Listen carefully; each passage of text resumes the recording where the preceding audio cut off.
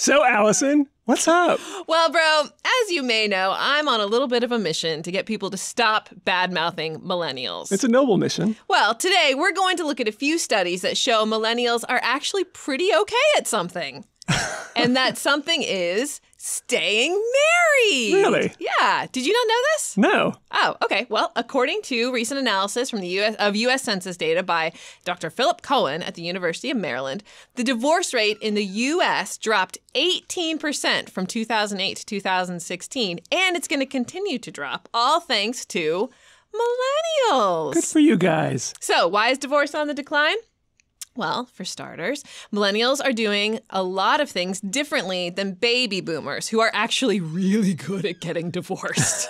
We'll have more on that later. So, what are millennials doing differently? Well, number one, they are waiting longer to get married.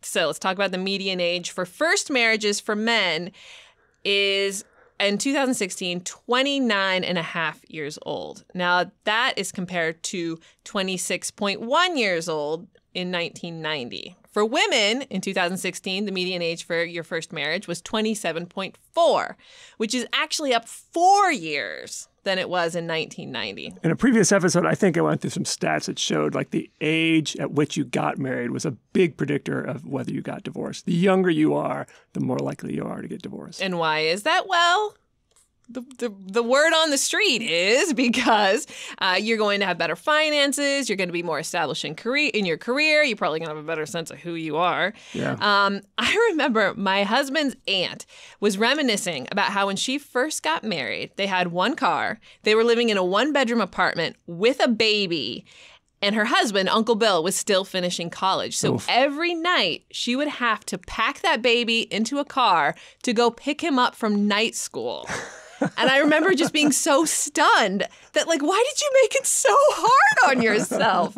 You were going through all of this with a baby on top of it because that's what you did. Yeah. You got married and you started a family, whether you were financially ready or not. And millennials these days are just like, nah, that's it. Nah, I'll wait.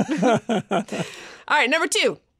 Reason why millennials are more likely to stay married. Women are more educated and career focused. So looking at some additional research from the University of Maryland, this time from Dr. Stephen Martin, not the Stephen Martin you're hoping for. Oh, that wild and crazy guy. When the wife is more educated, the chances of the marriage lasting increases. So how much? Well, from 1970s to the 1990s, rates of divorce fell by half, almost half, amongst four-year college graduates. But it remained relatively high for women with less than a four-year college degree. The divorce rate for women without undergraduate degrees has remained around 35% since 1980. But for women with college degrees, the divorce rate has shrunk from 27% to 16% since the 1980s. Wow. All right, number three reason. I don't have hard numbers here, but I think it's a still valid point. We are all more accepting that we don't have to follow the same path. Yeah. So marriage between a man and a woman is no longer the only path that we must morally feel obligated to take. Growing LGBTQ acceptance is changing the norms around marriage, and it's increasingly acceptable to just not get married. Right. So here's a funny story.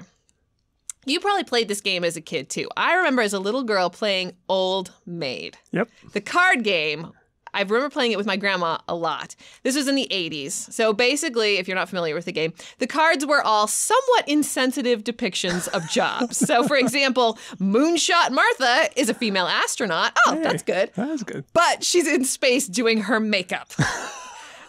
And don't get me started on the Native American depiction. Oh, it's not great. Anyway, so in this game, you trade cards trying to make matches, and then whoever ends up with the single Old Maid card, a card of an older woman who never got married, you're the big old loser. In the 80s, sitting on your grandmother's shag carpet, you didn't think about how incredibly offensive this game is on so many levels. So fast forward 30 years, and there I am, a mom, playing this game with my daughter, Hannah, for the first time before I realized just how horrible it was. Where did you get the game? Someone sent it to us. They sent us a package of old fish. I was like, goldfish, old go fish. and Old Maid. Old Maid. So I'm like, oh yeah, I remember playing this. Let's play it. And we're playing it. And I'm increasingly like horrified. So now what we do is we play a game that we call Independent Career-Minded Woman. And if you end up with the Old Maid card, you win. Hannah prefers to play Go Fish anyway. But the point is like just that game as an example, it's so much more acceptable to not be married or to marry the person that you want to marry regardless of their color, sexual orientation, etc. Anyway, not only has the divorce rate declined for the reasons we talked about, it is expected to continue to decline. Why? Baby boomers. Yes, we already talked about how getting married younger and not having an education or financial stability can contribute to divorce, but there's also this vicious circle. So even when they were young, baby boomers had unprecedented levels of divorce.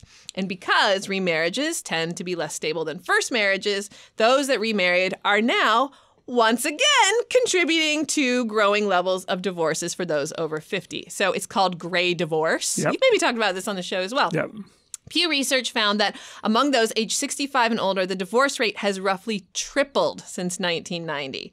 So yes, the divorce rate is expected to continue to decline because, again, baby boomers are the most likely to get divorced, and baby boomers are, how do I put it nicely, aging out of existence.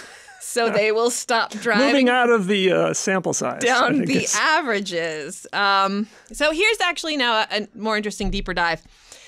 The gentleman who wrote the first study I mentioned that came out this week, Dr. Philip Cohen, he told Bloomberg that he believes marriage is now becoming an achievement of status rather than something people do regardless of how they are doing. So marriage is increasingly becoming something that well-educated, financially stable people do. Meanwhile, cohabitation is up, particularly among those who are poorer and less educated. And these relationships, cohabitation, are less stable than marriage and are not being taken into account when you look at divorce rates because they never got married to begin with. Right. So the demographics of people who are more likely to stay married, older, wealthier, educated, are increasingly more likely to get married in the first place, while those who are likely to get divorced aren't getting married to begin with. Anyway, so it's fascinating to me that the idea that marriage itself, something that everyone was just supposed to do, is now becoming a status, almost a status symbol. Right. You build up enough money to buy a car, buy a house, and get married. Right. It's like one of those. It's one of those things. And if you haven't gotten all those other things taken care of, you don't get married. Yeah. Whereas before it used to be, well, you're going to get married, and then you're going to live in your baby's going to sleep in a dresser drawer, and that's fine because that's what you do. That's what you do. Yeah. Somebody told me that recently, actually, because they went to a wedding in a part of the country where people got married a lot younger. And she was shocked by how many people just said, you just get married and have kids and then you don't worry about how to pay for it. It'll just somehow take care of itself. Which I thought, which me as a planner, was like, that is absolutely not the way you do that. Yeah. Not now anyway. Increasingly less common is that. So, right.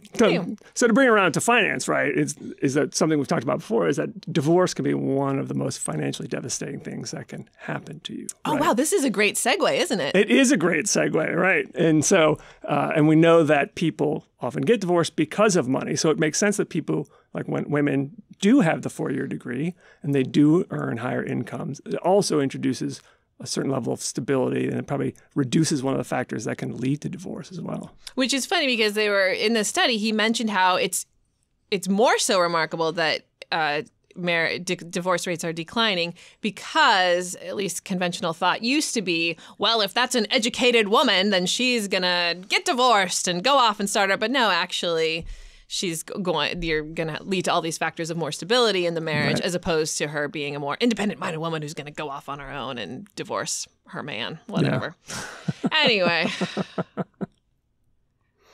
So, bro, that's what's up.